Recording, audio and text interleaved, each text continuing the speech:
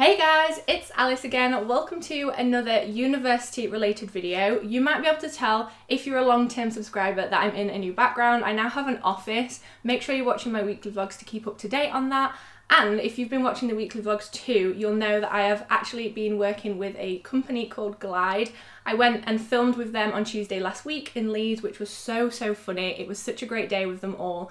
And Glide have basically asked me to make this video and talk to you about the things I wish I knew before I went to university. So Glide are actually a utility bills company who help students out when trying to work out how to pay bills in a shared house. So what Glide do is group all of your bills together for gas, TV, electric, broadband, and put it all in one bill and split it evenly between all your housemates, which cuts out all the hassle and any arguments you might have about paying bills. And I know for a fact that I wouldn't want to have spent my university time arguing about money. You want to enjoy it, so Glide are there to help you out. So like I said, they split the bills and everyone pays one simple monthly payment. It's super simple, and the guys in the office are amazing, so yeah. What this does mean is that you are equally responsible for the bill. There isn't one person that has to kind of run around everyone and get the money. You're all equally responsible, so if someone misses a payment, it's down to them. And Glide was actually created by students for students. The CEOs of the company were actually students themselves and came across this problem, so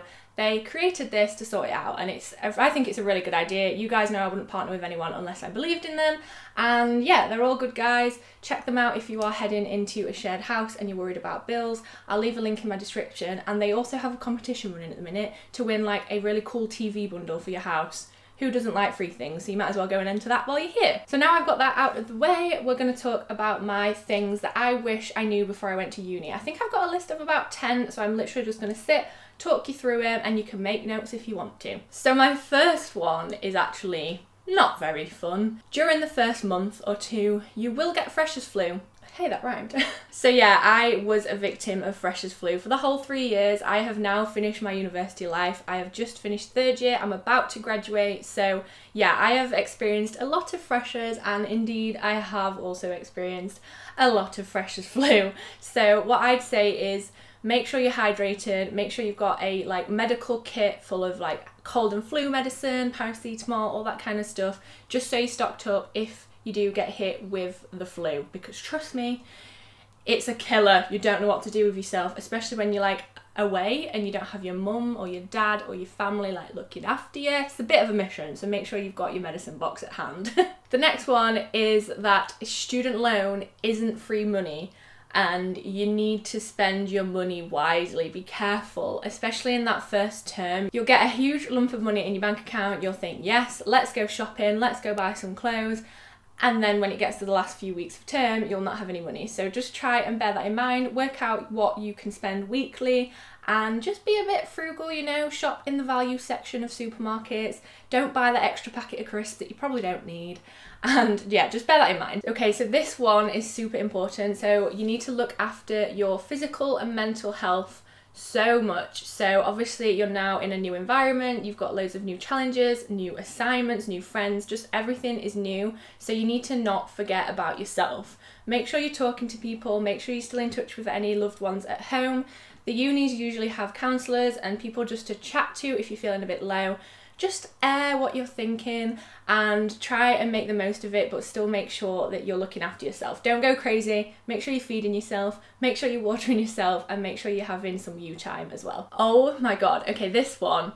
Don't leave referencing until the end. So I don't know how many of you guys will have experienced referencing at university, but it is very time consuming, very boring, but unfortunately very necessary. So I actually downloaded an app. There's many you can get, and you can just keep all your books and your websites and anything you've used to write an essay in one place, and it helps you out as you go along. That'll just save you so much time when you get to the end of the essay and you're panicking before deadline, and hopefully, fingers crossed, your references will already be ready to go. Also, you don't need to be a stereotypical student. So I know for a fact that I wasn't your stereotypical student. I didn't want to go out partying every night. I did every so often. I wanted to eat nice meals. I'd learned how to cook. You can just do you. If you're that person who wants to go out every night, go and do it, but don't kind of feel pressured to do that if you don't want to. Some people don't like to drink too much alcohol. I know I am that person. So you do exactly what you want to do. You will find a group of people that are similar to you. It might take time, and yeah, just don't feel pressured to do anything, because peer pressure is the worst, and you want people to get to know you for you and not for like the very fun, crazy party goer that you were in Freshers Week, you know? Oh my God, okay, Google Scholar is a lifesaver. So if you go into Google, you can search a thing called Google Scholar, and that will look at just kind of, what is the word?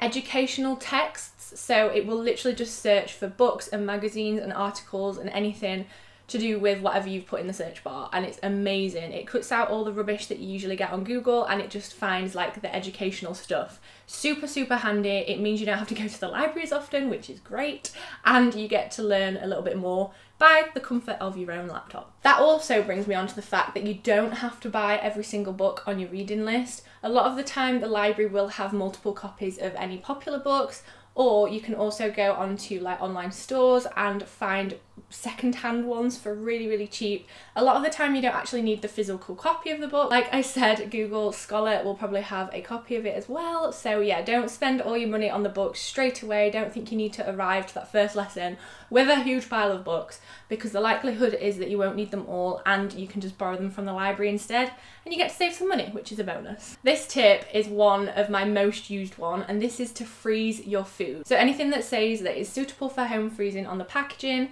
put it in the freezer. It'll make sure it lasts longer. You won't waste food as much. I even freeze like vegetables. I have my meat frozen. I have like frozen chips. Anything that I want a lot of but can't possibly consume it fast enough for one person, I chuck it in the freezer and then just take it out when I need it. Freezing bread is great as well, because you can just stick your toaster on the defrost option and then instantly it has defrosted and you've got yourself some toast for the morning. Also, if you are coming up to finding your new house, don't panic too much about finding your next house immediately. A lot of people seem to worry and think that all the best houses will have gone if you don't do it like before January time. But a lot of the time there are some more houses. People are always looking for a new room. There's lots of spare rooms going all the time. So don't feel too much pressure, especially if you're in first year and you've not quite found a group of friends that you think you'll gel with well. Just take your time, try not to panic. I definitely needed this advice. And okay, the last one is one that I live by and I'm most certainly going to miss when I do graduate. This is to ask for student discount wherever you go. Even McDonald's do free cheeseburgers for people who have a student card. What is this? And on a night out, this was a revelation that I found, and I was so happy about it. So just remember that every shop you go into, ask for student discount, see if they've got it, and make the most of it while it lasts, because I am definitely going to miss that and it makes me so sad. So you guys should totally enjoy that while it lasts. Okay, so that's it for this video. Those are the things that I wish I knew before I went to university. Like I said at the beginning, don't forget to check Glide out if you're moving into a shared student house and you're a bit worried about how to deal with the bills situation. Check them out. They've got loads of helpful tips and advice to offer. They're amazing. I love them a lot. I think you can probably tell I'm raving about them a bit too much. I'm going to stop now. So anyway, I hope you've enjoyed this video. Don't forget to give it a thumbs up if you enjoyed it. Enter that competition down below and I'll see you on Friday for another video. Bye!